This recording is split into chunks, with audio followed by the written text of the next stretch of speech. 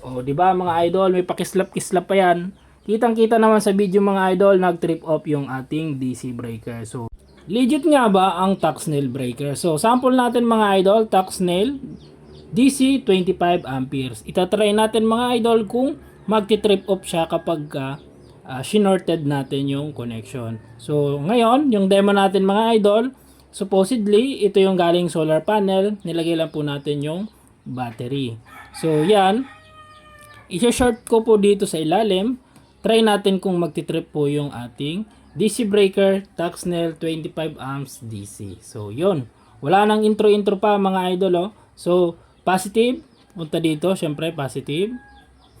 Negative, papunta dito. Negative sa kabila. So, naglagay na ako ng wire dito mga idol para madaling makita pagka sinort ko na kung magti-trip siya o hindi. So, yan. On natin yung breaker. At saka, isa-short nyo lang naman yan mga idol. O, di ba? Nag-trip off siya mga idol. Kita nyo naman, may pakislap-kislap pa yan mga idol. So, legit na legit yung ating Tuxnail breaker DC 25 amperes. So, yan. Di ba? Alam ko yung nasa isip nyo mga idol. Ito po yung common application ng Tuxnail breaker. So, para ma-double check natin kung reversible talaga yung ating Tuxnail breaker, tatry naman natin mga idol, yung supply, to, lalagay natin dito sa baba, at doon natin try i-short sa taas kung magti-trip off pa rin siya. So, yan. Ililipat ko lang mga idol. Nga pala mga idol, kapag bumili naman kayo ng Tuxnail breaker, hindi nyo naman po kailangan ganito yung sa akin. So, ito pong aking demo ay para po sa inyo, kumbaga para makita nyo ng actual na okay po yung ating Tuxnail breaker. Kumbaga, ito po ang pinaka-testing, hindi nyo na po kailangan testingin kasi nga na-testing ko na, di ba? Mindset naman tayo dyan.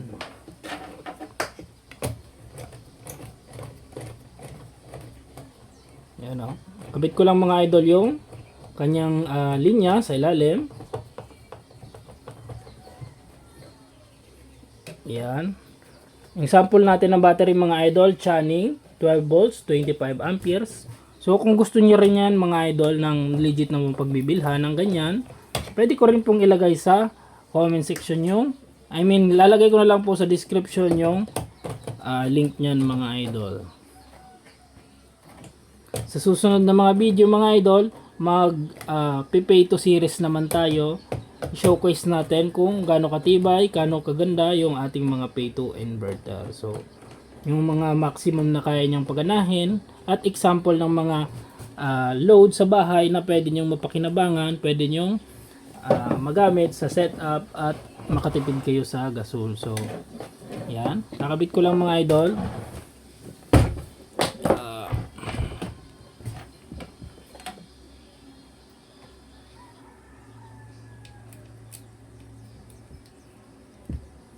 Adjust ko lang po yung camera.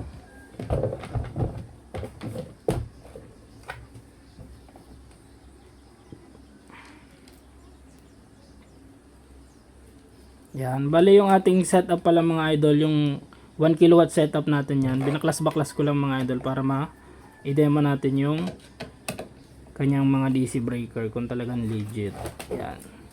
Tapos dito naman sa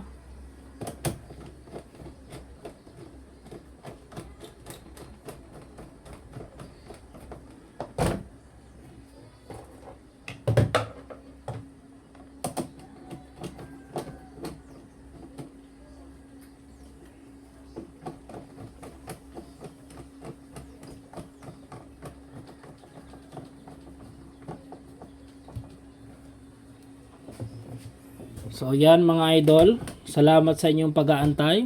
After 100 years later. So adjust ko lang po yung camera. Ito po yung ating battery. So positive, positive. So yan mga idol yung application ko sa aking solar setup. Dito ko po nilalagay yung solar panel 615 watts sa ilalim. So para may idea po kayo kung pwede ba talaga, kung reversible ba talaga yung DC breaker Tuxnail natin. So yan, itatry po ulit natin kung magti-trip off siya. So yan, open natin mga idol. At ito po, positive, To negative. So wala naman dayan yan mga idol oh. O, nakadugsong yan. So ito oh. Oh, yan. So walang kukurap mga idol oh. Walang kukurap, isi-shorted ko mga idol kung magti-trip off yung ating DC breaker 25 ampere. So yan.